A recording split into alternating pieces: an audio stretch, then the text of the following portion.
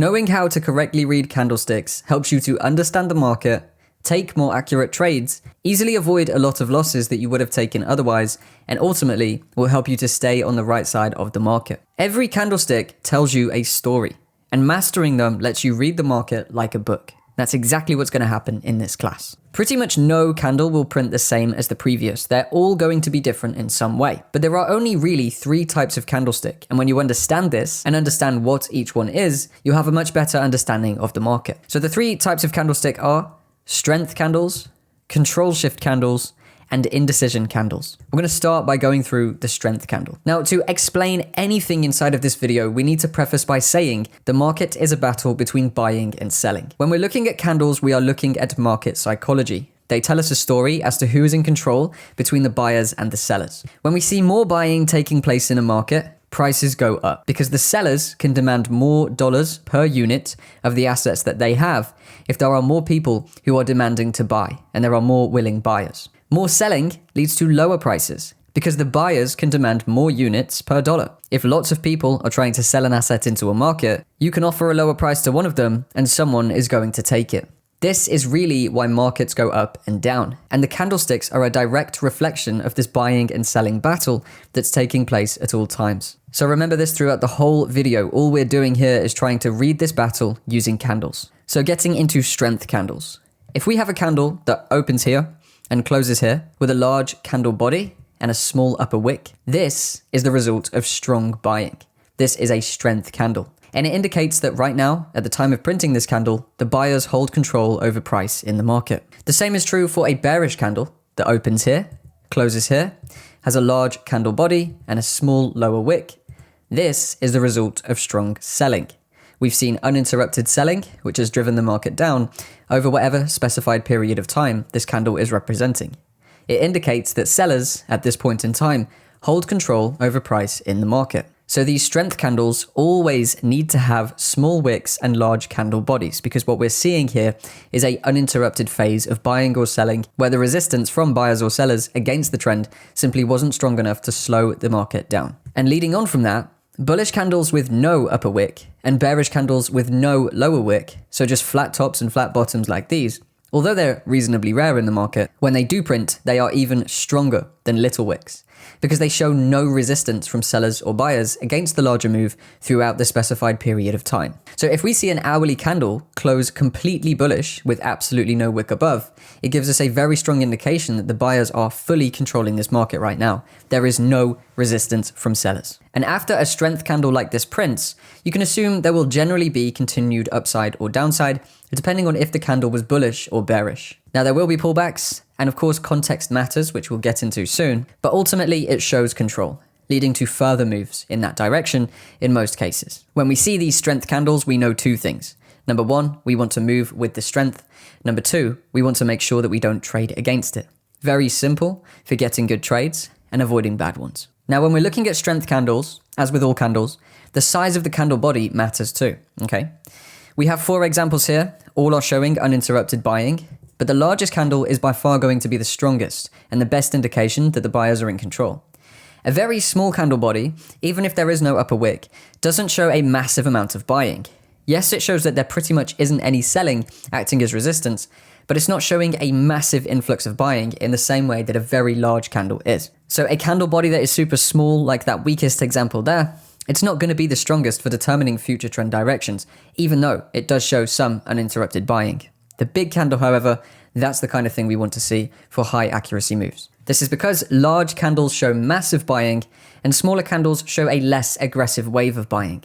The buyers are still in control at this point, but not in massive numbers. And obviously in a selling example, we just flip this on its head. Large bearish candles are the best to see. Smaller bearish candles aren't going to matter as much. One example of a strength candle that you've probably heard of before is the engulfing pattern. If a candle has engulfed multiple previous candles, it shows a takeover in control from buyers or sellers. So in this example here, we can see that 4 bullish candles were engulfed by 1 bearish candle. Obviously, this bearish candle is what we call the strength candle. And we've seen some small buying pressure, but then a massive takeover in control from sellers. And in this time period, sellers have achieved more in 1 candle than it took buyers to achieve in 4 times the time, okay? 4 times the amount of candles. So if we were on an hourly chart here, we see 4 hours of bullish price action reversed in one single hour, showing clear control from the sellers, seller strength, and therefore opening the doors to new downside trades or selling opportunities. So to round up the foundations of strength candles, a strength candle shows clear control from either buyers or sellers in a market. Larger bodies with small or no wicks show uninterrupted buying or selling pressure, and that is exactly what we want to see. And this gives us an insight into where the market is likely to move next. A strength candle on the bullish side will potentially lead into further upside, and a strength candle on the bearish side will potentially lead into lower prices or selling opportunities. We're going to bring this into context shortly after we've looked at these next two candles. So now let's move on to control shifts. So a control shift candle shows a takeover in control or a reversal happening in real time. As we've said, wicks show rejected price action. So a candle with a large wick on the upside shows an attempt to go higher, totally reversed by sellers. The opposite is true with large downside wicks for a market where buyers are taking control over sellers. So here's an example of how a control shift candle forms and what it means in real time. The candle opens here. We see a drive to the upside, which is strong buyers taking price higher. But then we start to see sellers taking control of the market.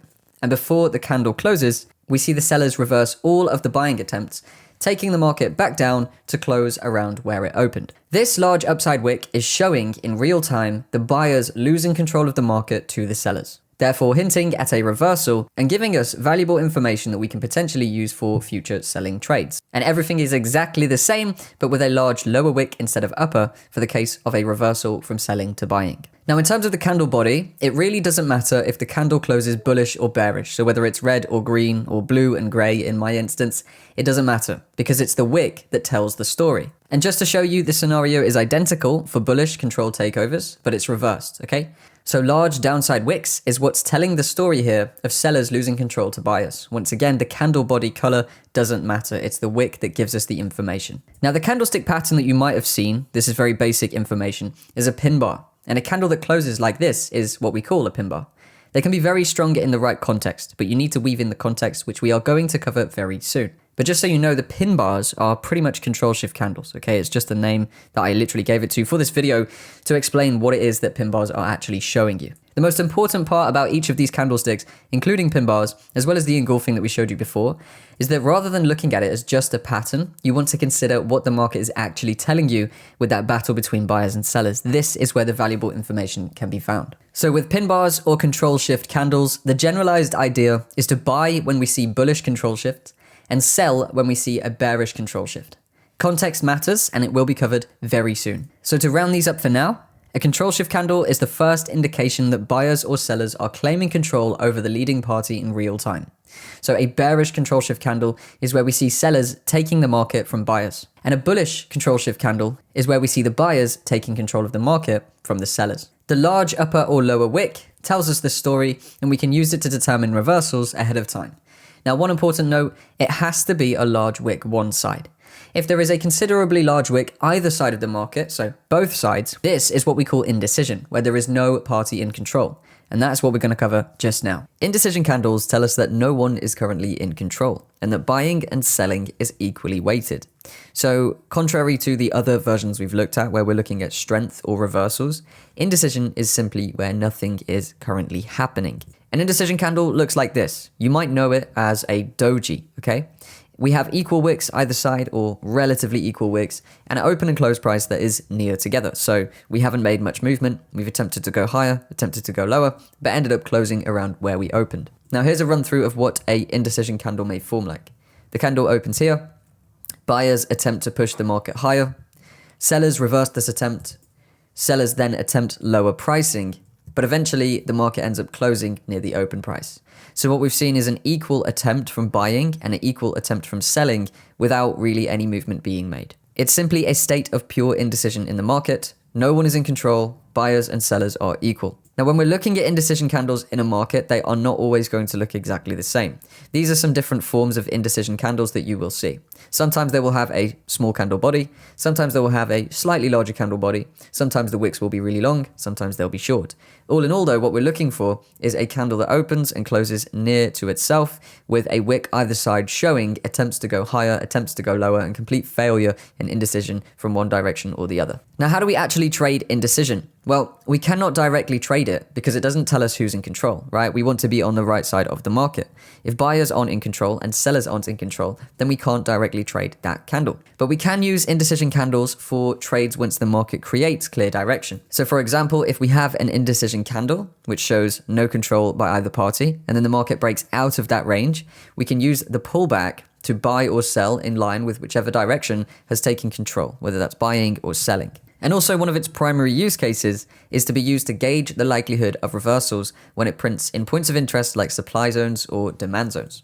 So here we see a collection of different candles, which shows after this selling move, the sellers have lost control. This itself doesn't confirm a trade. We would generally want to see something like a bullish engulfing to confirm that the buyers did indeed take control. But the indecision is the first sign that the market is indeed slowing down. So it's a good place to start prepping buys and keeping in mind that this bias may shift now that we've seen a complete slowdown in momentum. So to round up indecision, it's not directly tradable as it doesn't give us clear direction from buyers or sellers, but instead it is used for gauging reversals and also taking trades from the point where one party finds control. So now it's time to use what we've learned in the first section of this video to actually bring it into real markets and look at some context in real charts.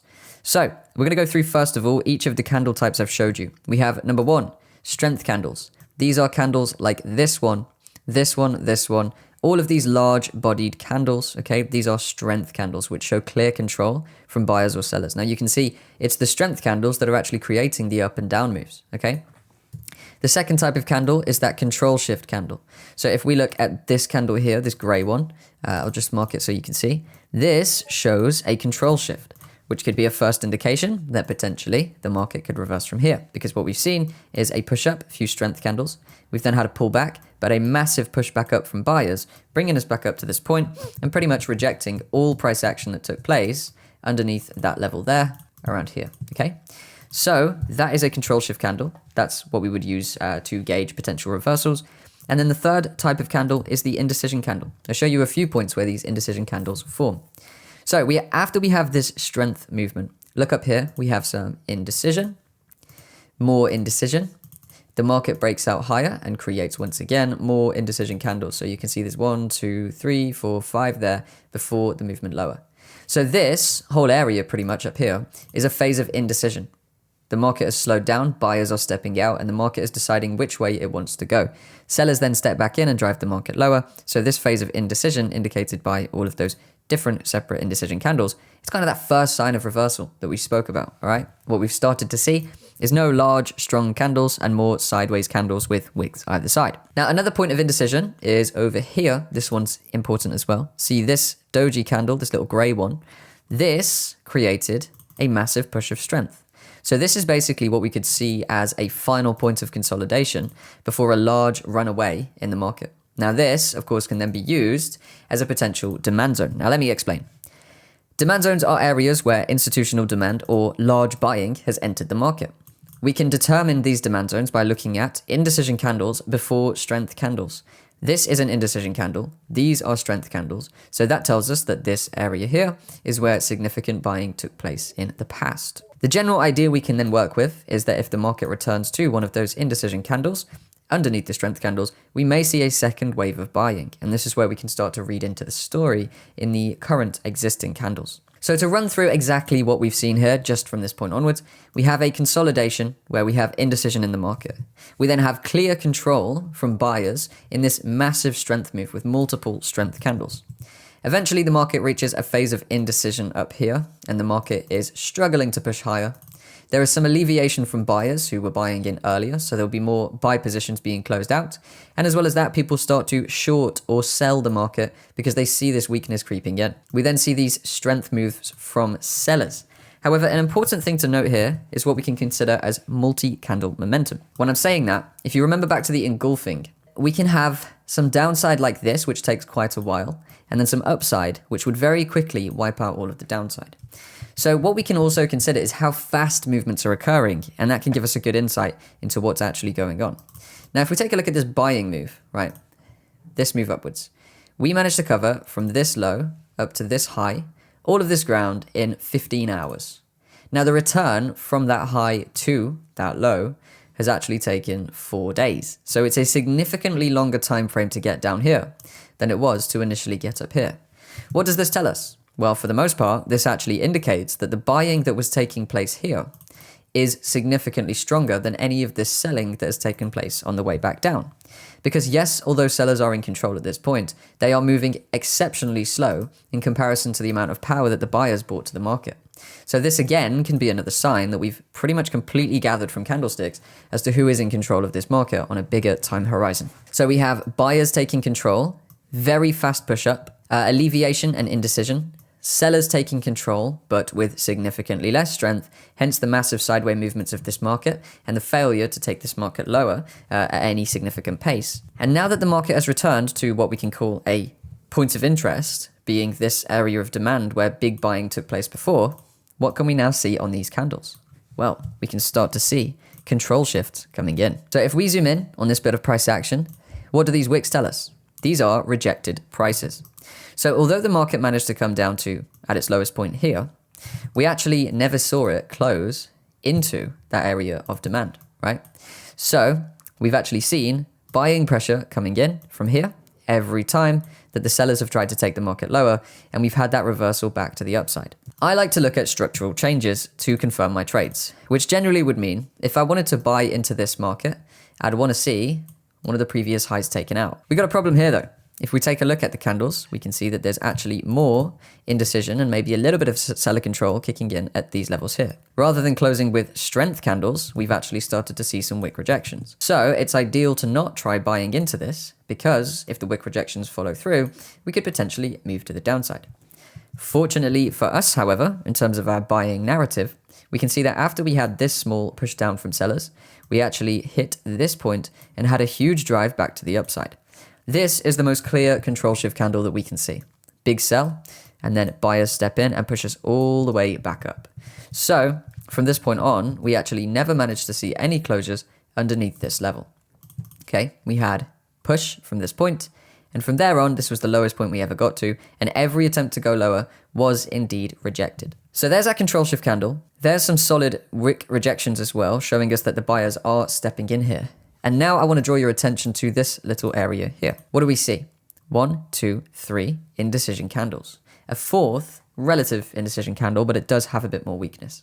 Now, with all of the things combined, in seeing that we're in a point of interest, a high interest buying point, we're seeing control shifts from the downside, we're seeing buyers stepping in, and we're now starting to see indecision and then a drive to the upside with this small strength candle.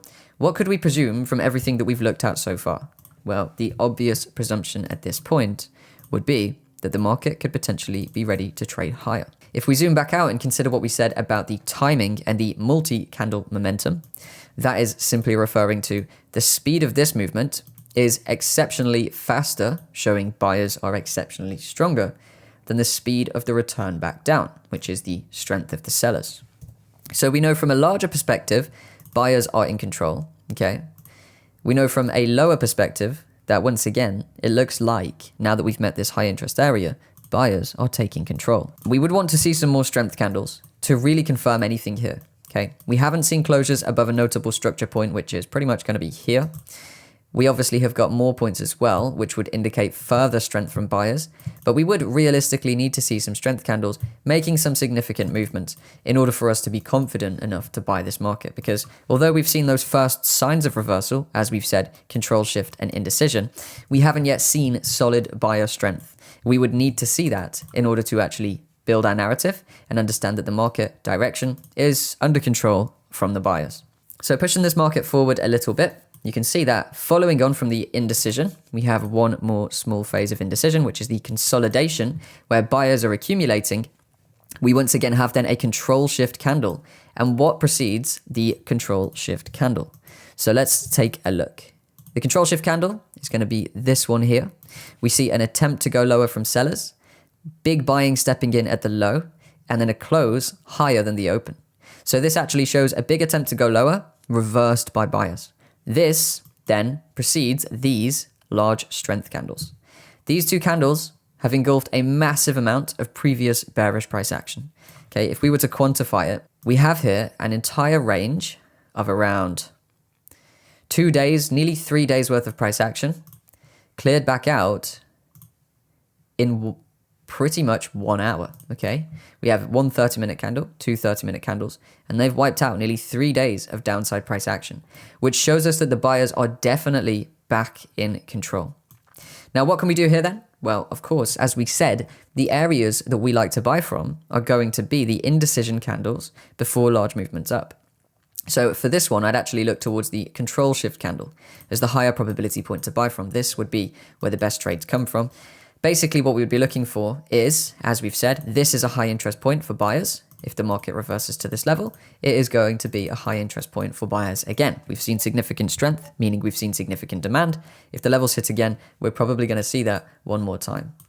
So with everything we have in mind now, we could actually look to take this market higher. Okay, judging from the fact that the market is, of course, very bullish on the bigger picture, the strong moves are a lot faster than the pullback moves, okay? We could look for targets into essentially new highs. We can buy from this area, expecting that if the market reaches that level again, it will start to drive to the upside with strength. And our targets can then be leading towards further points in the trend. Basically, considering we have strong buyers, we would just simply be looking for new strong buyers to step in now that we've had that alleviation or relief in the market and came back into some high interest buying points. So here is how this would go. We see the market slowly return. Once again, a brilliant sign. Let's think about the timing here. In just 1 hour, we created all of this upside, and then it took a further 9 hours to return back down to the point that we created just after 1 hour of bullish price action, right? You can also see that there is no momentum behind these bearish moves. All of the first candles for this entire first range are indecision candles. We then did have one bearish kind of very weak strength candle, so it wasn't really a very strong candle there at all. Remember, we said the size of the candle body matters as well. And then we actually got pretty much a control shift candle, which would be this one, after that weak strength candle. So we attempted to go lower, but we rejected over 50% of that 30-minute candle's price action before then printing the next one, which once again has a small upper wick and a larger lower wick, rejecting around 35 to 40% of that candle's price action. So we know that this downward move is a lot weaker than the upward move that came before it. You see how we're reading the candles to understand the story that's happening behind the market. What we're actually doing here is basically considering, by looking into the candles, how fast the candles are forming, how strong the candles are, any indecision, any control shift. We are building a narrative as to who is in control of this market in that battle between buyers and sellers, because realistically, it's one of the only things that matters, okay? If the buyers are in control, we want to buy. If the sellers are in control, we want to sell. If there is no clear control, we don't want to do either at that point in time, okay? So let's round up this trade then. You can see that it did run through to make new highs. We have, number one, the big picture narrative. Strong, fast buying. Slower, choppier selling with a massive phase of consolidation or a larger indecision taking place pretty much from this point to this point before we have that final push lower. When the final push lower is created, it trades into an area where major buying started. We then see no closures in that level. Just under this level here, we only have wicks showing control shifts, showing failure to go lower from the sellers. Following on from that, we see a major control shift candle, which is this one here. One final attempt to go lower, completely reversed. And that is then followed by this phase of indecision, which shows no one is at control at this point in time, which is actually a good sign for buying because it means the sellers have been exhausted after attempting to go lower. Of course, this is all the first signs, and we don't have confirmation for a trade just at this point. But when we start to see the market push up with these two big strength candles, this one and this one, this pushes us past some notable structure points and creates the strength we wanted to see. Once again, as we said, this one single hour of price action reversed almost 3 days of previous price action. So we see the sellers are considerably weaker, okay, than the buyers are when they step in here. And then once again, just to add another layer to it, we see the selling attempt back down is also considerably weak. And then we take off once we've filled the significant area, or the indecision or control shift candles, where the initial buying started to take place. So here you can see we are not just looking at candlestick patterns and, textbook activity stuff. We are actually reading into the psychology behind the market. We are saying, what is it that the buyers and sellers are doing that has created this price action? How can this be used to formulate trades? We know buyers are strong, sellers are weaker. We see the buyers are strong here and the sellers are weaker. So, of course, the right side of the market to be on is going to be the buy side. And as you can see, would have worked out brilliantly.